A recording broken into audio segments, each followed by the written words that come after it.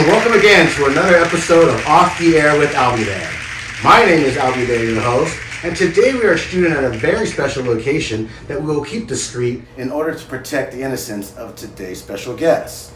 We will just title it as The Lair. He's an art engineer from Los Angeles, as well as a muralist, and a longtime graffiti artist here in the local South Bay and Los Angeles area. So ladies and gentlemen, please, without further ado, I ask you to please put your hands together and give a warm Albythere welcome for today's special guest, Mr. Z. Z, how you been? Good, bro. It's an honor to have you. Thank you, brother. It Thank really you. is. Thank you for having me as a guest and having all our setup here, man. I really love this. Can we talk about this backdrop right here? It obviously attracts the eye, right, when you look at the show. That's my girl. Oh, okay. It's funny because, me and her pulled up here and I was just like, I need to get some practice and I'm going to do a portrait. And she put on this Andy Warhol documentary and like the first thing I hear is like, the best way to practice is doing portrait. There could never be a portrait of my love. And here I am doing a fucking portrait. How about that? It was some shit. Took one from the master himself then, huh? It was funny shit, dude. I was just like, yeah, that's what we're doing. That's really cool. Did she know that you were going to portrait her? Yeah, she saw the process. Yeah? Yeah, kind of show her how to get down and like, honestly, she was just like really supportive of like my itch and a safe spot for me, my practice wall. That's right. So I was just like, yeah, I'm gonna get this out real quick. That's It right. had been like, almost a month, like a month and a half since I had actually commissioned anything, so I had an itch. We're definitely going to learn a lot about our artist Z today, but I also want to talk about the origins of how you started spray painting and we were using the word tagging at a young age. Was it something that you were rebelling? Did you something that you just enjoy doing? Well, it was definitely rebellious, but like my whole upbringing with a spray can was like extremely young. I'm talking about 8, 9 years old. Wow. Before, I wasn't really innocent, but like, yeah. Well, let's talk about that then. Yes, but I wanted to do hood rat stuff for my friend. You know, when people, especially my viewers, think graffiti, they see it as more of like, an ugly scribe on a wall or a word or some content that they can't really make out. Now, there's also a beauty side to that, I'm guessing. There's always the pros and the cons. Do you see, going back to how you started, how did this just start with the name Z? How did you get the name Z? And was that where you started with writing? Nah. I really started like with a little bit of everything. So I had like, of course, a black book. Yeah. Pick up rocks, glass on the floor, and like scribe into shit. Fucking the bus. You were getting up then. I was a child. I like to, take the number 3 from Carson to Redondo. So you were running from Carson to Redondo, just right on the bus stop. School, hang out with the homies, smoke weed, and I was young. At what age are you doing this? I probably did this like in middle school. So 11, 12 years old, 6th, 7th grade. Yeah, really young, just starting into it. And you're at that age, you're hanging out with older kids, so they're probably introducing you to smoking weed, drinking beer. Jesus Christ, everything. Did that come with the lifestyle of doing graffiti? Nah, as far as like the lifestyle of doing graffiti, everybody writes graffiti, whether they get up or they're just doing it for a small time. And like in my generation, like everybody wrote, and it was kind of weird, like because they'd be proud of it. Where I'm trying to I was the punk rock shy kid.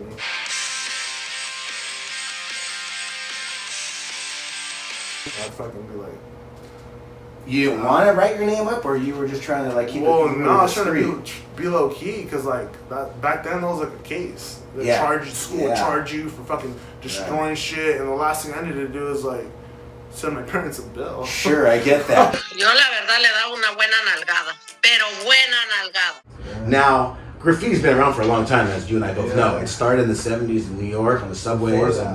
Late 60s. I guess you even go back to hieroglyphics then, the pyramids where even Egyptians were there. People trying to make a spot since back in the day. So being a little bit of a young man coming into the game late, more or less, in late 90s, because we already had the CBS movement and all of that going on. That was like the generation I looked up to, smashing down the 110 with my fucking aunt or my mom or some shit. I looked at that, DTD. Were you just blown away on all the work that you were seeing all around the city? It wasn't blown away. I was more like, that's cool. See what I can do. Are you still active? Are you still out now and bombing and doing pieces on a regular, or have you slowed down quite a bit in your older age? Well, I slowed down quite a bit, just like professionally, family-wise. You know, I got priorities now. Sure. But like, I don't know.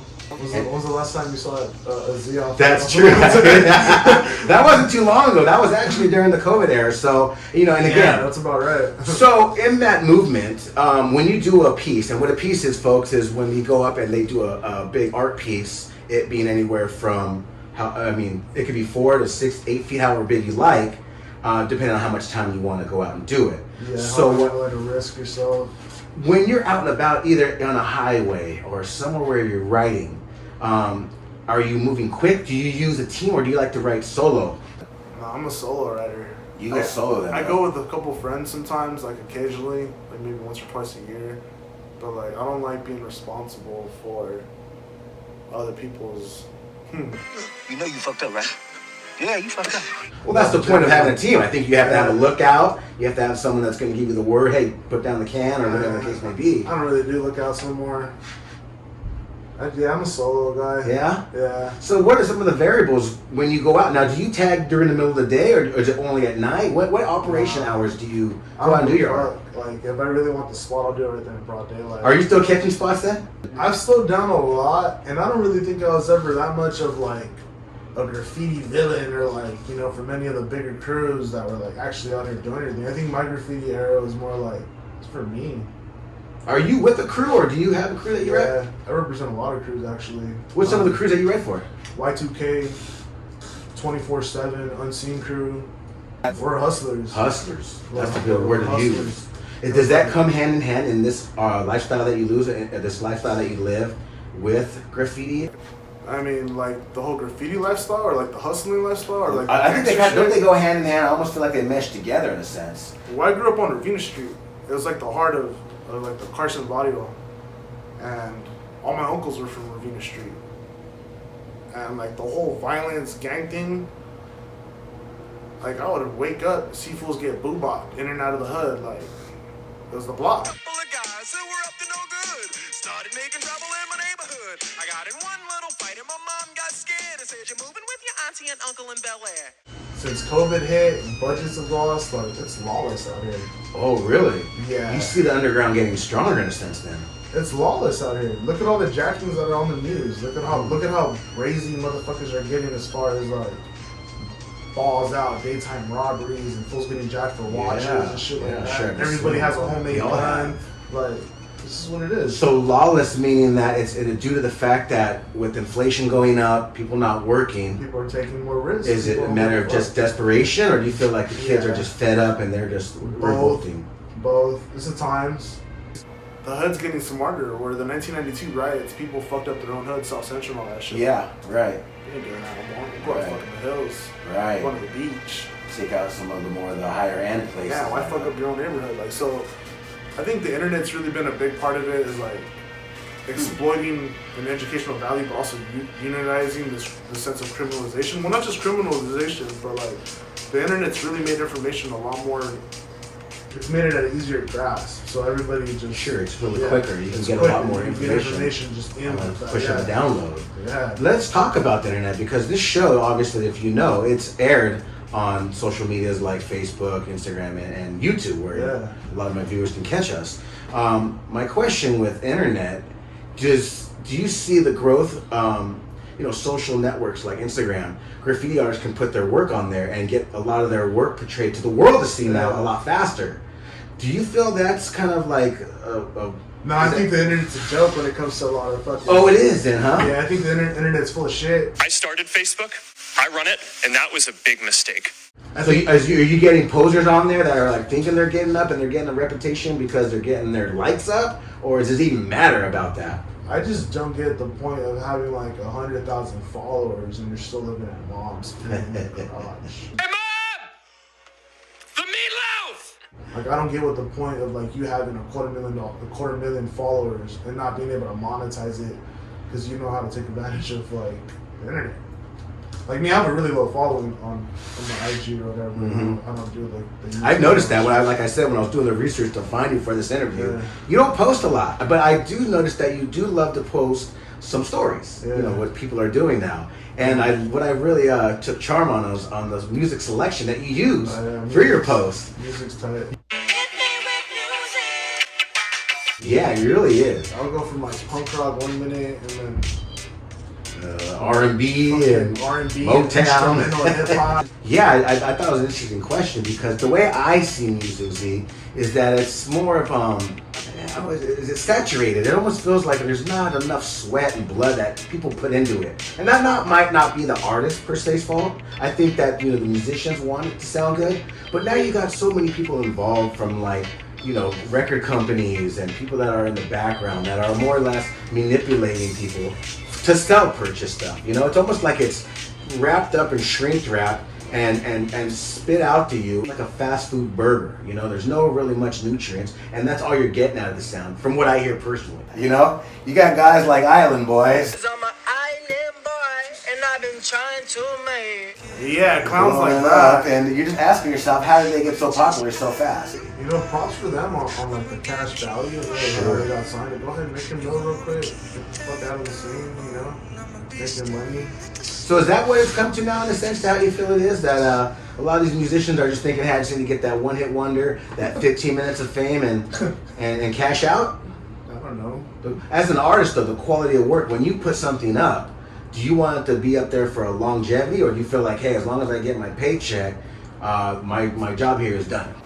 We'll see, like, with me, I think I cater. I'm like an art whore.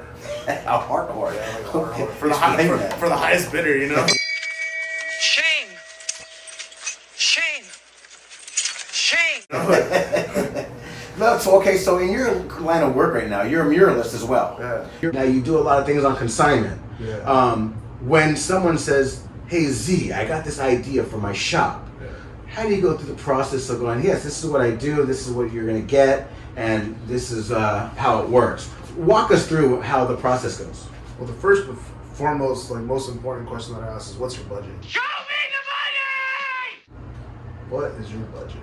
Obviously, the funding comes from the owner of the piece that's going to really Owner of the contribute to what they piece, want. companies that want design, how much creative freedom am I getting,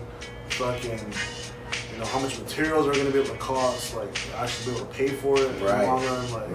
Let me know what your budget is. I like when people know what the fuck they want. Right. Rather than you taking the reins and taking a gamble. I hope they like what I see and what I'm doing here. Well, you give me creative freedom, you're going to get like my name and fucking cute faces everywhere.